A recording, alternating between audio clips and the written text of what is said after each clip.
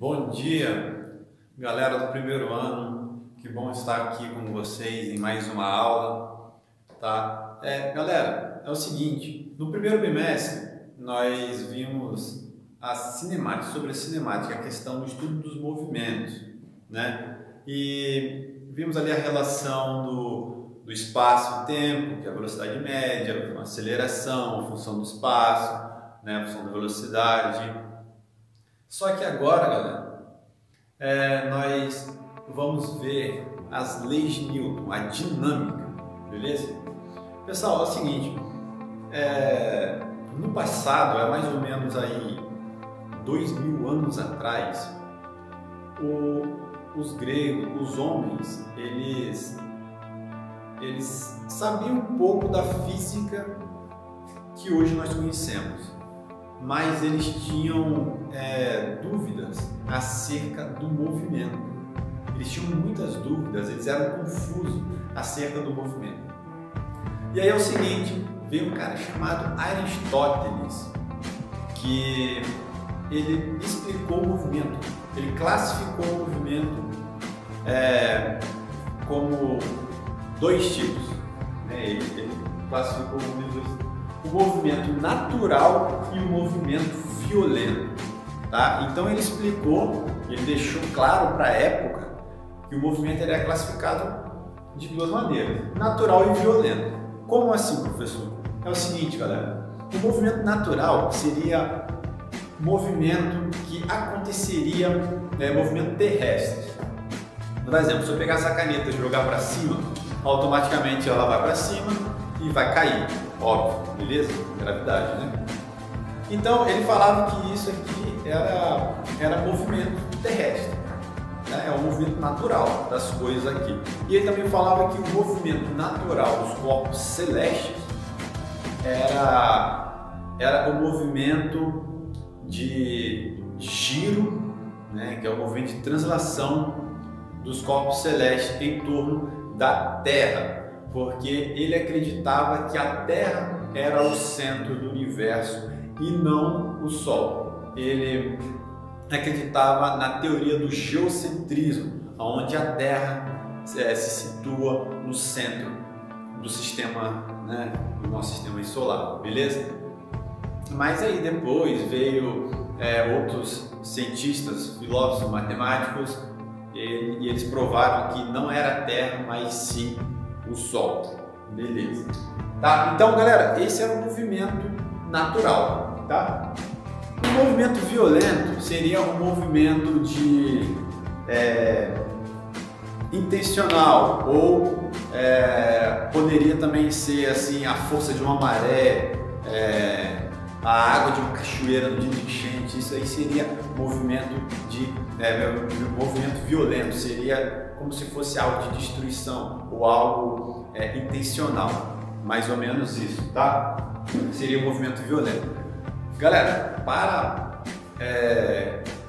Aristóteles, quando um corpo entrasse em movimento, vamos supor que você pega um arco e você pega um arco e flecha e solta a flecha. Para ele, ia acontecer aqui a força do barbante na flecha, mais a força aqui dos seus membros, né? E aí isso ia fazer com que uma impulsão, né, para a flecha. E para ele, quando a flecha estivesse no ar, o ar em sua volta também daria propulsão, força e empurrava a flecha no ar. Então ele falava que para o corpo estar em movimento, ele precisava de forças externas para manter esse objeto em movimento. Então, eu tenho um objeto em movimento no ar e, segundo Aristóteles, precisava de forças externas fazendo com que esse objeto mantesse seu movimento. E aí, mais ou menos em 1512, veio um cara famosíssimo chamado Galileu Galilei, e ele falou que a ideia de Aristóteles estava errada, porque ele falou que um corpo que está em movimento, ele não precisa mais de forças externas para manter o movimento, né? Então, segundo isso lá, ele fez algum experimento e ele teve a primeira ideia da inércia, que o corpo em repouso, ele vai permanecer em repouso, e o corpo em movimento, ele vai permanecer em movimento, a não ser que exista forças externas para mantê-lo, para tirar ele desse movimento, né? Então, se você pega um carrinho e você joga esse carrinho, se tivesse uma superfície lisa, vamos supor, eu vou até explicar lá a ideia de Newton, mas se tivesse uma superfície totalmente lisa, tirando a resistência, aqui, a força de atrito, tirando a resistência do ar, tirando aí todas as forças que agem contra o carrinho iria ter um movimento permanente.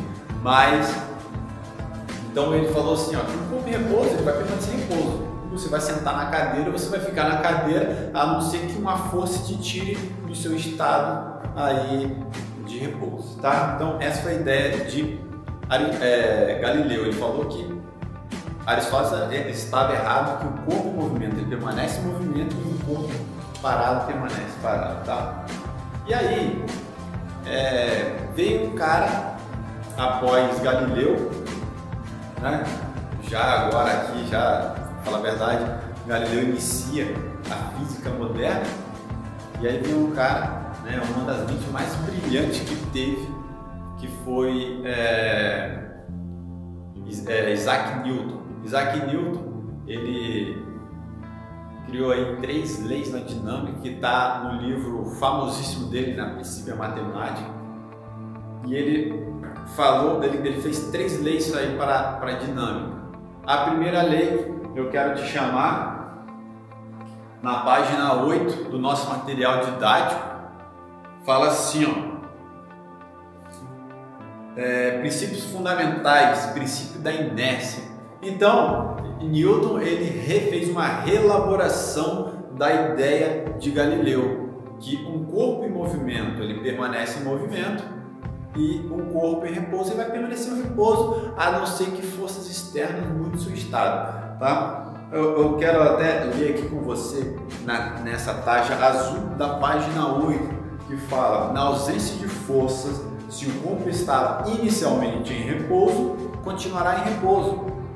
Então, se o meu corpo está ali em repouso, ele vai continuar em repouso, tranquilo. Se está em movimento retilíneo, continuará em movimento com a mesma velocidade e a mesma direção. Então, está em repouso, vai ficar em repouso. Está em movimento, vai continuar em movimento, a não ser que haja uma força no meio do caminho que atrapalhe todo esse processo, tá? Então, a primeira lei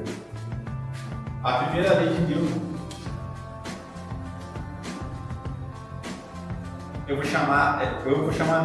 é a inércia. É a lei da inércia, tá? Primeira lei de Newton é a lei da inércia, tá? Então,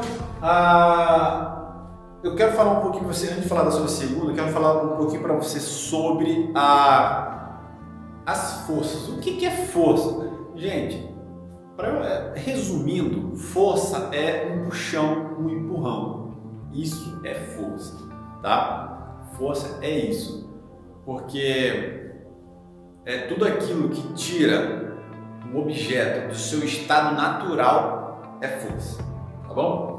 Então, tudo aquilo que tira um objeto do seu estado natural é classificado como força, beleza? Mas, professor, beleza, mas quais forças eu tenho?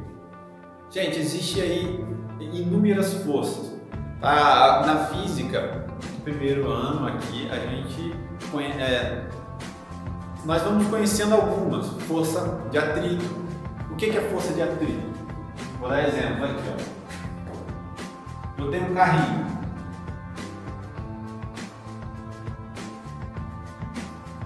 Esse carro, Para que ele entre em movimento, beleza, vai ter todo o processo do motor, todo o mecanismo dele, tá? Mas a ideia é o seguinte, o carro ele tem que fazer, ele vai ter que fazer força para vencer o atrito. O carro vai ter que fazer força nesse sentido. Só que o atrito, gente, ele faz sempre força contra o sentido do movimento. Então, se eu vou para lá, então se eu estou andando para cá, a força de atrito na sola do meu pé vai fazer para lá. Então, a força de atrito é sempre contra o movimento, é oposta, beleza? Então, eu vou chamar sempre de FAT, é a força de atrito, tá? E aqui é a força aqui do sentido para que o meu carro entre em movimento, beleza? Então não tem a força de atrito. A força de atrito, toda superfície, gente, aprenda uma coisa, toda superfície, por mais que você ache que ela é lisa assim que nem sabão, toda superfície é rugosa. Vou dar exemplo aqui, ó, vamos supor, eu fiz uma linha, imagina que essa linha aqui seja o asfalto desse carro, imagina, um asfalto na rua. Você olha, olhando assim, você parece que ela é totalmente lisa, né? Mas se você puxar microscopicamente, vou dar um zoom agora nesse círculo, você vai ver que é assim, ó. Ela é totalmente rugosa. Então, eu tenho aí dois tipos de atrito, que é o atrito estático e força de atrito estático e força de atrito dinâmico. Não é agora que nós vamos ver isso, vamos falar sobre isso, tá? Mas para que esse carro entre em movimento, essa força aqui precisa vencer a força de atrito. O que é a força de atrito, professor? É aquilo que impede que o carro entre em movimento, sabe? É a rugosidade da superfície. Gente, se não tivesse atrito no chão, você não conseguiria andar, sair do lugar. Você iria escorregar. Já viu quando a gente olha assim, aqueles patinadores lá de gelo, às vezes quando aquela superfície ali, ela é lisa, você vê, né? As pessoas às vezes vai ali de sapato normal e começa a escorregar e cair, beleza? Ela é lisa, mas ela não é tão lisa, porque uma superfície lisa, você não conseguiria sair do lugar, tá? Então, gente, mais ou menos aí, força de atrito. Gente, eu também tenho força de apoio. O que é força de apoio? Ó, a força de apoio é o seguinte, eu tenho eu tô pisando no chão. Segundo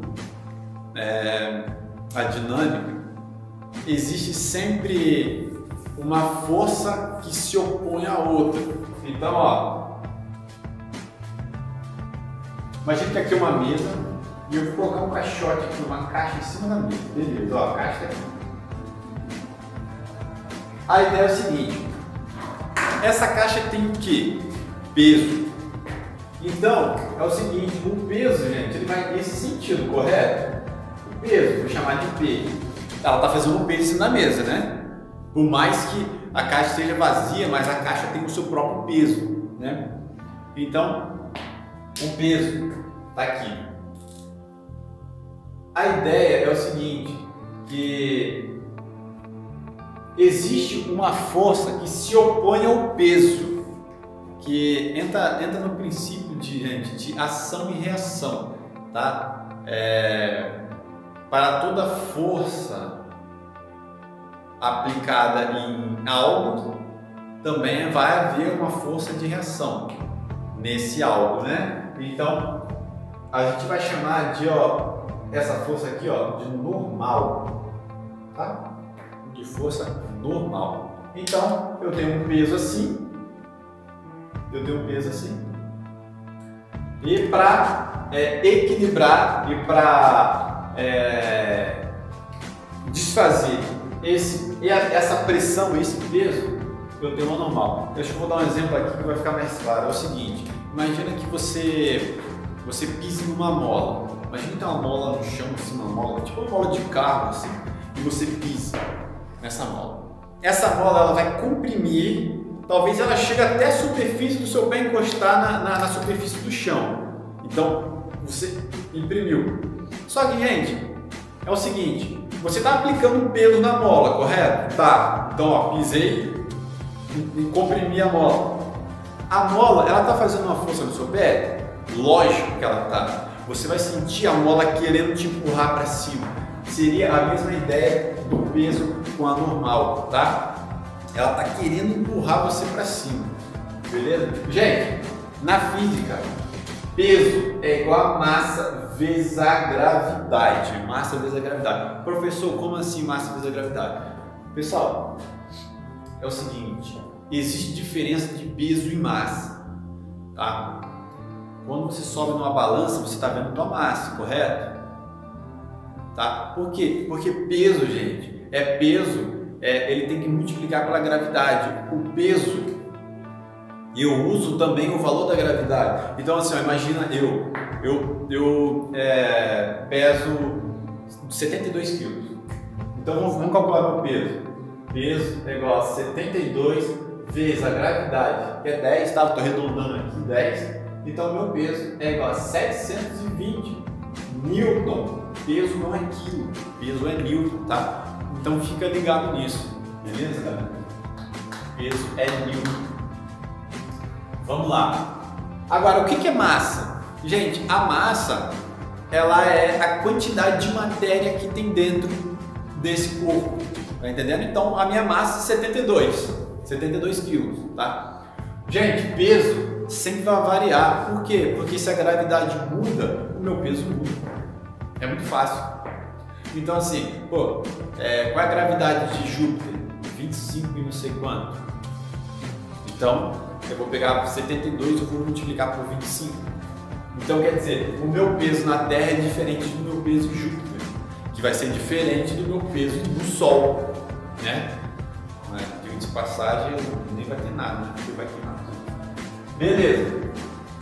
Então, galera, temos aí a força de atrito, temos aqui a força de apoio, isso aqui chama a força de apoio, tá? Que a força a normal, ela é força de apoio, porque ela se opõe ao peso, tá? Aí temos a força resultante. Interessante a força resultante. Professor, como assim força resultante? Galera, olha só. O que é força resultante? Eu tenho aqui um caixote. Gente, esse exercício é legal. Porque eles são feitos assim, na maioria das vezes com caixote, tá? Eu tenho um caixote, aí eu tenho uma força aplicada aqui, F1, eu tenho outra força aqui aplicada, F2, eu tenho uma força aqui aplicada, F3, e eu tenho uma força aqui aplicada, F4. Beleza? Aí, galera, o que é isso? Vamos lá. O que é isso? Pessoal, é o seguinte, a força resultante, aprenda uma coisa, a força resultante é a combinação de forças. Tá, professor, mas ainda não entendi. Gente, a força resultante é a soma das forças. FR, força resultante, é igual a F1 mais F2 mais F3 mais F4, beleza? Então, a força resultante é a combinação das forças que agem num só corpo. Então, imagina aqui, ó, imagina que eu tenho esse caixote e eu tenho uma força puxando para cá, imagina assim, tipo um cabo de guerra, né? Eu tenho uma corda puxando aqui, outra corda aqui, outra aqui e outra aqui, tá? É interessante o seguinte, galera, porque aqui eu estou somando tudo, beleza? Mas, quando entrar cálculo, sempre no sentido direita do desenho, mais esquerda tua aí, você que está vendo, nesse sentido aqui vai ser negativo. Nesse sentido positivo, ó, deixa eu mudar a cor aqui, calma aí, ó. F1, não, peraí, assim, melhor, positivo, e nesse sentido aqui, ó, negativo, tá? Não esqueça disso, porque isso é importantíssimo, tá? Beleza. Então, gente, a força resultante, professor, beleza, mas esse bloco estava parado, tem um monte de força puxando, para onde que isso aqui vai? Nós precisamos de valores para saber, correto? Vou aqui atribuir valores. Vamos lá, o F1 eu vou chamar de 10, o F2 de 2, o F3 é Newton, tá, gente? Força sempre é Newton.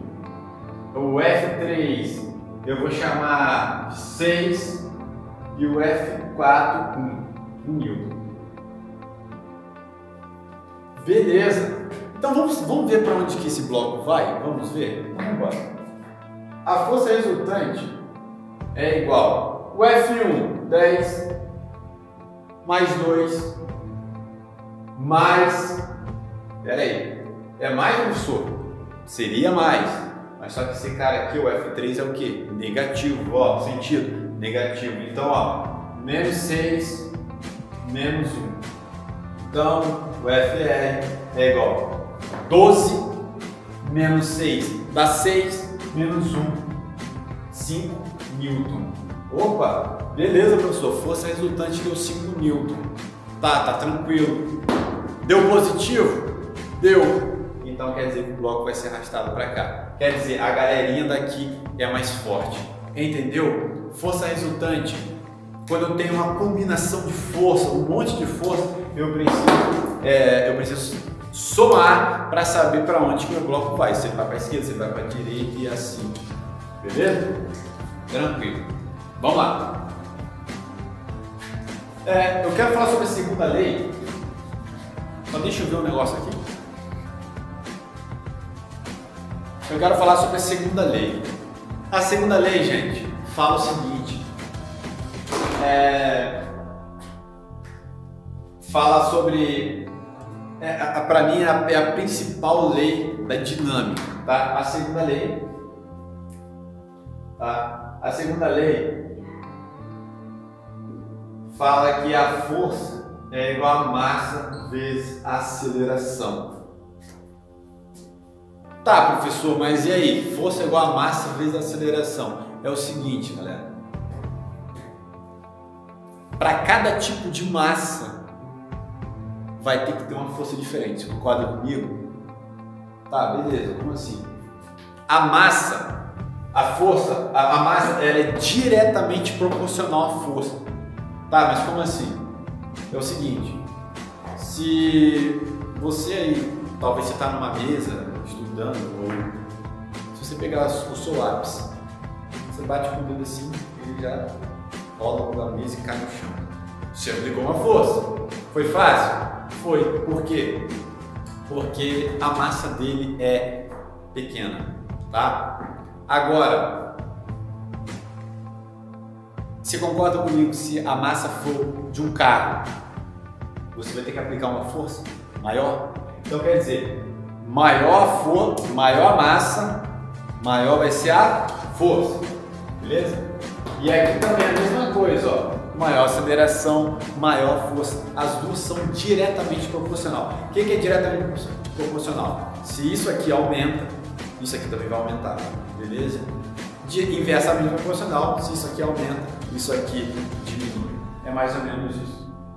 Então, essa lei é uma das mais importantes da dinâmica. Através dela, que você vai fazer aí a maioria dos exercícios, beleza?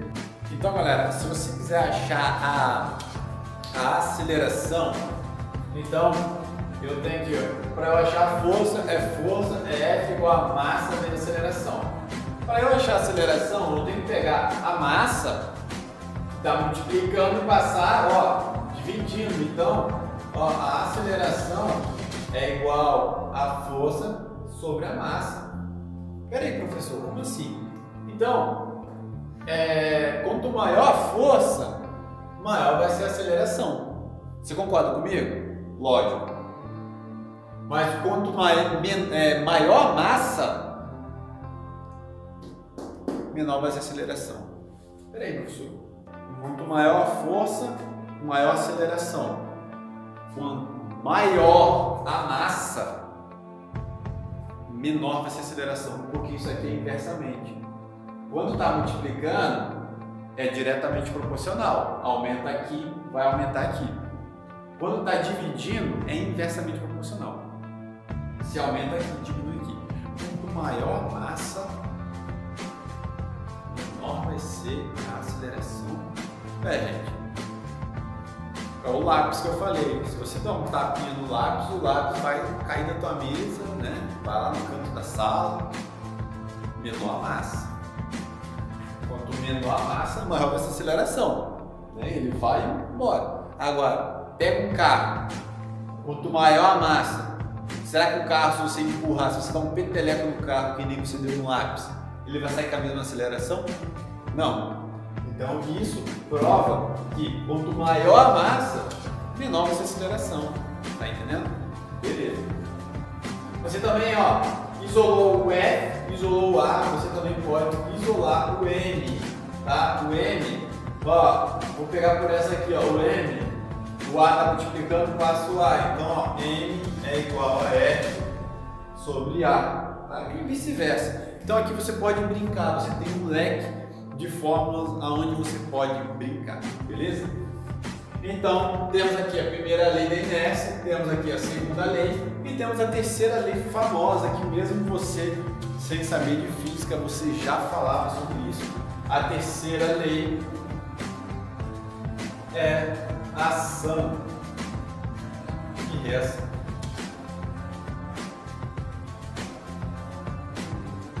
Ação e reação. Gente, ação e reação está na página. Está na página, deixa eu ver aqui, do nosso material didático, na página 17 do nosso material didático, que fala que sempre que um corpo, imagina assim, ó, imagina que um bloco, ele vai bater contra uma parede, tá? Um bloco que nem esse aqui, ó. Como se você pega um tijolo e joga na parede, tá? Então tá aqui a parede e tá aqui o bloquinho batendo na parede. Imagina que ele bateu com força aqui na parede, tá? Segundo a terceira lei de Newton, quando o corpo A exerce uma força contra o corpo B exerce uma força sobre o corpo A com a mesma direção, mas de sentido oposto. Como é esse sentido oposto? Esse corpo aqui eu vou chamar de corpo A, tá? Eu vou chamar isso aqui de corpo A. E eu vou chamar aqui a parede de corpo B, tá? A parede. Beleza? Ó, a paredinha aqui.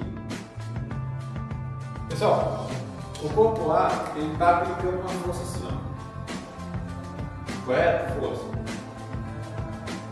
Vou chamar de Fab. Não, Fab. Por que Fab? De força de A para B. Só que segundo a terceira lei de Newton fala que o corpo B também vai exercer uma força sobre o corpo A. Então, ele faz uma força de sentido contrário. Ó, Fab. Esse aqui é